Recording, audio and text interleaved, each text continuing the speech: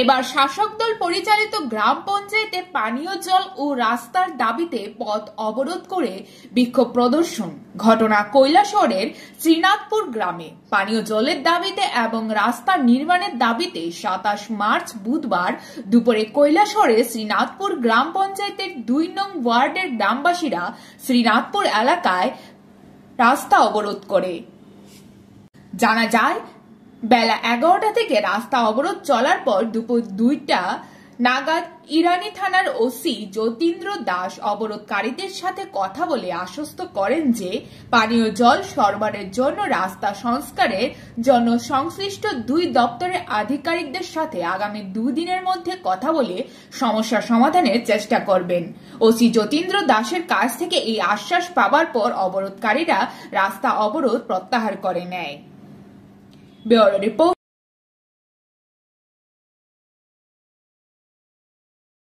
Half হইছে, হাফের টাকা খাইলিছে মেম্বার প্রধানে। রিঙ্কলটা পুরোটা হইছে না নি? পুরা রিঙ্কল হইছে না, বাড়ি যাওয়ার রাস্তা নাই। বাড়িতে একটা সাইকেল লইয়া বাড়ি ঢুকতে পারি। আচ্ছা, এর জন্য কারা দায়ী? পঞ্চায়েত সেক্রেটারি দায়ী, নানু সেক্রেটারি, তার লগর সদস্যরা আছে, প্রধান মেম্বাররা আছে, এরা সবাই মিলিয়ে তারা এই ব্যাপারটা করছে। আমরা এখানে দিলে তারা ঘুষ টুস দিতে পারতাম না, তারা অন্য খানো দিলে তারা ঘুষ টুস পায়, এর কারণে অন্যদিকে রাস্তা করে জল দেয়, এই দেয় সেই দেয়, কিন্তু আমরা এখানে নাই, আমরা দিতে পারি না। দেখিয়া গরিব মানুষ, আমরা এইদিকে তারা জনদর্পণ।